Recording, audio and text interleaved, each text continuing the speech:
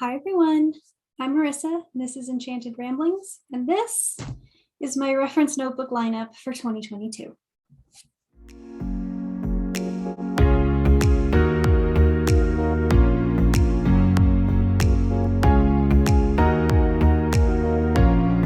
I know what you're thinking. Marissa, didn't you just do a lineup for 2022? Yes, but those are planners. These are notebooks. Totally different, obviously.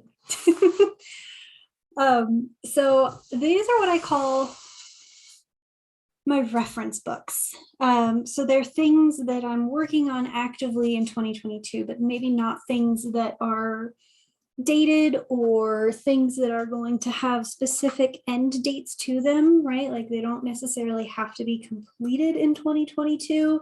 They're just things that I'm using to keep track of things, to keep reference materials in, that kind of thing. So the first up is my Polka Dot Planner. This one is an A5 rings. It's currently not set up for the new year yet. That's a whole nother video where I kind of like walk you through the stuff that goes inside the reference book. This is basically my Bible for planning every year. It's held up really well, actually, now that I'm looking at it, like with fine detail. This is a Carpe Diem A5 6-ring planner. It's got really nice sized rings, which is something I wanted in an A5 planner because this is my reference guide.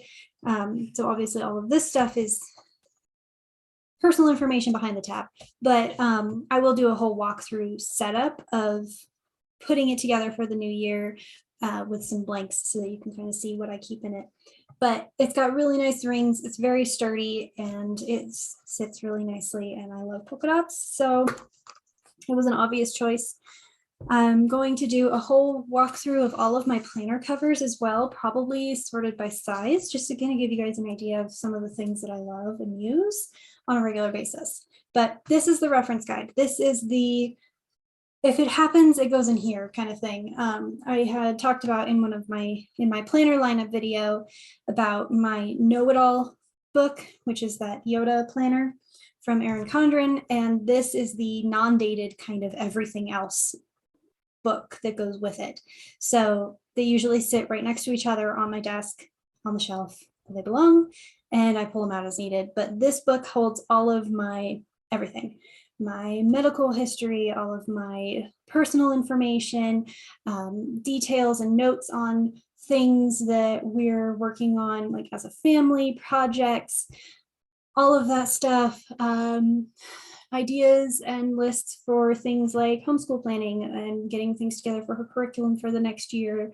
That stuff usually goes in here, as well as all of my like month over month habit tracking, because I do have an my everyday carry is a monthly bullet journal. So at the end of the month, that information gets translated into this book.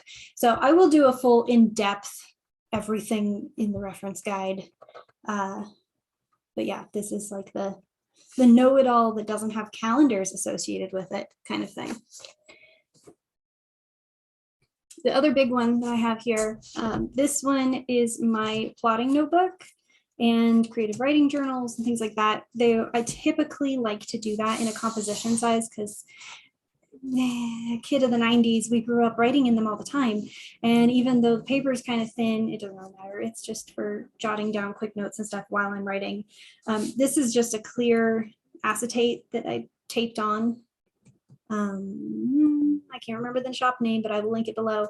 But it says, "Who tells your story?" which obviously is a quote from Hamilton. And I loved that, especially when it goes on my creative writing notebook. And then this is a Webster Pages composition / B5 size notebook cover that is my noveling notebook, journal, reference, everything. So it takes the place of all the odds and ends pieces that I don't necessarily need every time I sit down to write, but I keep some extra page tags and some of my favorite stickers and things like that in here. And then obviously my NaNoWriMo prep, all of that stuff, like trying to find one that doesn't have spoilers on it. Okay, like word count trackers and sprint trackers, things like that. And then of course, fun little writerly bookmarks and things like that. That wasn't actually marking the page, don't worry. Don't freak out, it's okay. But I really like it because it's got lots of extra pen loops, and this is usually what I sit down with when I sit down to write. So it just kind of lives at home, and it doesn't have to worry about being super big or bulky because it doesn't go anywhere other than maybe sometimes from the desk to the bed if I'm typing on my iPad or something. But those kinds of things go together. They're not necessarily something I reach for every single day because obviously I don't take the time to write every day. But when I do sit down to write, it's nice to have everything in one reference book. And then this one is the current Goddess Grimoire in progress. This is an 8x8, sorry, 8x8. It is a square notebook from Archer and Olive. I love the double arrows on it. This color was like really screaming to me a lot last year when I picked it up on sale. This and two others that I'm building out for specific goddesses, like I have one for Hecate, and then I have one for Athena. These three, I'm going to do like a full detail breakdown of them because they kind of are a category of their own. They're very much reference material, and that's how I use them, but they're also kind of like living grimoires. So it's a little bit of a catch-22 where to categorize them. They could be journals, they could be notebooks, they could be reference guide, like they kind of all fit the same. But basically what I'm using them for is as I'm researching and getting to know each individual goddess, I'm putting big spreads together with correspondences and things they like and pictures and stuff like that. So I'm not going to do a flip through of those yet because there's a lot to cover in those, but those are definitely a video that I have planned for the future. Speaking of goddess, this one here, this little guy in this absolutely gorgeous leather quill cover with the dragon hide. Ugh. I mean, how could you not, right? Like, that's just stunning.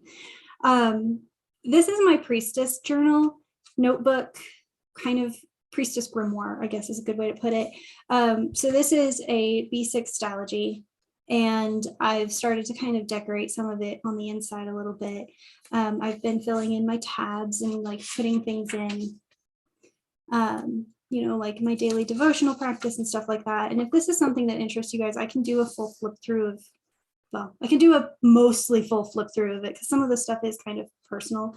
But it is a B6 Stalogy. I love the paper. Obviously there's some blank pages at the back here still where I'm working through it, but this is really going to be like the practical hands-on information that I'm using as my priestess practice grows and as I build on my own daily devotions and things like that.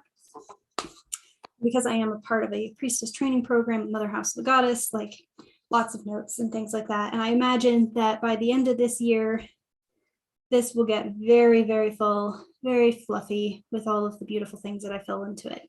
So I'm excited to see how that one grows. The other magical journal that I usually keep kind of handy is my astrology reference guide. Oops, that's upside down. So this one, this is just a pouch from Simply Gilded subscription box that came at one point, and it fits so beautifully with the different zodiac symbols and stuff that I couldn't resist putting my astrology reference guide into it. So this is a black linen cover with the Gemini icon on it from Archer and Olive, again with these gorgeous gilded edges. This is an A5 dot grid, kind of blank page here. You can see it's got a very faint dot grid on it. And this is my astrology reference guide. I'm kind of building it out as I go along and filling in some of the blanks about like the different elements and the different houses and all of these things. And as I get this more set up, what I'm going to do is kind of show you guys the progress as it builds. I got some cute stickers in here already, and it's really just, this is the outline of it and where it's all going to go. So I will do a full in-depth on this one as well, because I feel like this is something that's really kind of, it's a unique approach to how I'm studying astrology. I know just enough to be dangerous. And so this is kind of like where I'm digging in and deepening my own personal practice. And because it has a linen cover, like you can see, it's already getting kind of scuffed up and marked a little bit, and that's just from sitting on the desk. So I like keeping it in this pouch in the drawer with all the pens that I use for it, because it keeps it a little safer, a little nicer. If I start using it a lot more regularly, if I work it into my weekly routine, what I might do is just get a Salty Katie jelly cover and put it on that, and then it'll be safer. And then this one is another Archer and Olive. I may be a little obsessed. This is one of their traveler's notebook sizes. I had this cover, I think I bought it at Michael's a few years ago when I was obsessed with TNs. It's kind of a little bit chunky, so it fits around the hardcover notebook really nicely. And I loved the gold. It kind of matches the gold with the crescent moon on the front. And then this one is my swatch book. So as you can see, there aren't that many swatches in here yet. And I've got notes of like the different pens that I have from certain acrylograph collections and things like that. So this is something that I really want to focus on this year. Since we moved, all of my washi tape is still in boxes because I haven't gotten a chance to sit down and sort through it all. And one of the things that I'm going to do is go through and just like fill pages with washi swatches by collection so that I can kind of see at a glance like, oh, I need, you know, Christmas washi or whatever, and that's on this page, or I need flower washi and it's on this page, like just to kind of keep myself a little bit of a catalog of things. And I could do that in a regular shaped notebook, but the TN is just so cute. And plus this fits really nicely between the racks that I use to store my washi. There's about a 2-inch gap between them and the edge of the shelf. So I figured this would fit really nicely on the shelf right there, and then it'd be easy to pull in and out as I need it. The other things I have are not journals or notebooks so much as they are just like reference guide material that I use. So the first one is the Llewellyn's Daily Planetary Guide. I bought one of these in 2021. I also bought a Magic of Eye planner. I found myself reaching for this versus the Magic of Eye, even though the Magic of Eye is absolutely stunning and gorgeous. This just gave me the information I needed a lot faster and in a little bit easier to read format. So it does have some breakdowns over like the course of the planets and the movements of everything as it's coming along through the year, and some bigger things to look out for. But the thing I love the most about it is it has this really easy reference ephemeris for every day. So like I can look at this one and go, okay, full moon, and then here's all of the different aspects of things, you know, where planets are moving, that kind of stuff. So I really like this because when I'm doing my monthly planning, I kind of like to keep an eye on some of the astrology, and this is part of the way that I'm working my deepening understanding of the astrology into my everyday planning system. So this one, I usually will flip to the page wherever the week is, and I just leave it sitting like that, or I fold it over like that on my desk so that I can have a quick glance at it kind of thing. And sometimes I take the information, I translate it over into a different planner, depending on what I'm doing. I also like to note like where certain transits are, things like that, retrograde stuff. So that one is an excellent buy. It's not that expensive. I think it was like under $10 on Amazon. I'll leave a link to everything that I can find below. But I definitely recommend that one if you're at all interested in cosmic forecasting. The other one is the Wee Moon. I have bought one of these every year since like 2015. So a lot of them have been cut up and put into other notebooks and journals because they are just absolutely gorgeous. But previously they used this kind of like glossy coated paper, which I'm really glad to see they did away with this year. This is a much nicer paper to write on, and that was my issue with the old ones before, was they were this really kind of like glossy magazine paper almost, and so it was really hard to find a pen that would write on it that wouldn't like indent it. You could use a ballpoint, but then you're gonna have indents on it. And with something this gorgeous, I just didn't want to have like her beautiful image here being completely indented by the writing on the other side. But what I typically do for something like this is I will flip through it as the year goes through, and as I find like pictures or poems or things that I really love, I'll just kind of snip them out and put them into whatever planner or journal I'm using. She's gorgeous with all the fishies. But yeah, so this is kind of a reference piece, more like just kind of a fun way to bring some extra color and some extra like spirituality into my general planning process. Look at that spring equinox image. And see, this is what I'm talking about. Wee Moon is gorgeous. I also bought this one on Amazon. Typically what I do is I buy the unbound one, but I didn't see the unbound one this year. So I just got the spiral and I could just snip the pages out, whatever I need.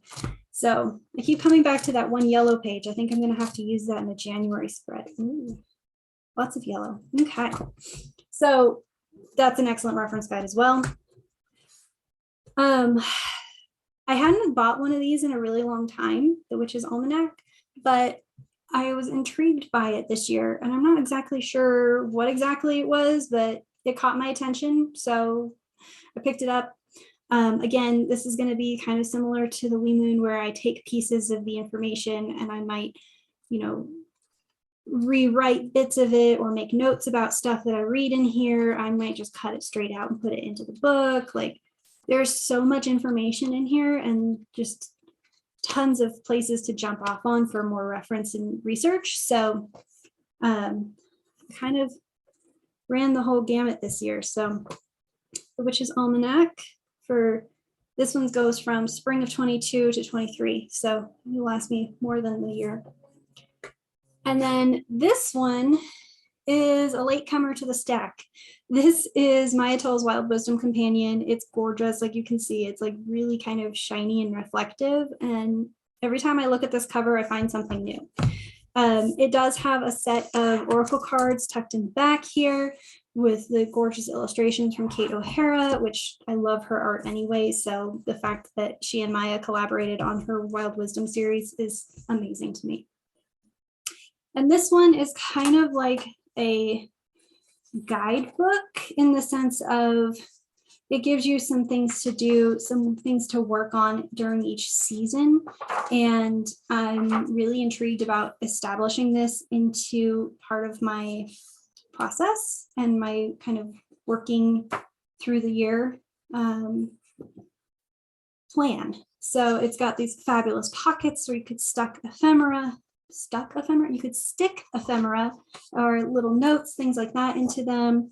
There is just so much amazing information in all of Maya's books, but I love how she has things like crystals and like symbology and animals and just all kinds of things. And it's all kind of centered around the seasons of the year rather than the months. So this is just one of those things that I'm kind of working in to my seasonal, like witchy goddess practice over the course of the year. So I'll be really intrigued to see how this unfolds for me. Basically, I'm just going to use some of it as journal prompts and kind of work my way out from there. So the other kind of referencey material that I have that is something I'm working on over the course of the year is I bought this on a whim, as is most of my book purchasing lately. Shakespeare for every day of the year. I love Shakespeare and classic English literature. I'm a super reader, so yeah, this was perfect for me. But this basically has a different quote or a different piece of a play from Shakespeare every single day for every day of the year. And it's fun to just kind of flip to it, read it, and then I have space in my regular daily journal where I can just kind of jot down my notes about how I felt about that or what I thought about it or what the quote was or things like that, because Alina and I are getting into Shakespeare this year. We're starting to kind of broach that subject very softly. So I thought maybe this would give me some ideas of fun clips and pieces of the plays rather than just giving her a whole untranslated play and saying good luck, which is kind of how I did it when I was a kid. I just kind of picked it up and ran with it, but not every kid likes to read it that way. So it's got lots and lots of content in here, and obviously it's a different piece of the play for every day of the year, and this is something that I'm working on in my daily journal. So that is it for my reference materials for the moment. I'm sure that as time goes on, I'm going to add to the stack a little bit because I really enjoy having reference material and notebooks and things that I can build as time goes on, and just all kinds of fun stuff for creating my own reference library and the things that I need to access on a regular basis for planning and for keeping track of my businesses and things like that. So if you enjoyed this, please drop a like, subscribe, comment, however you want to YouTube down below.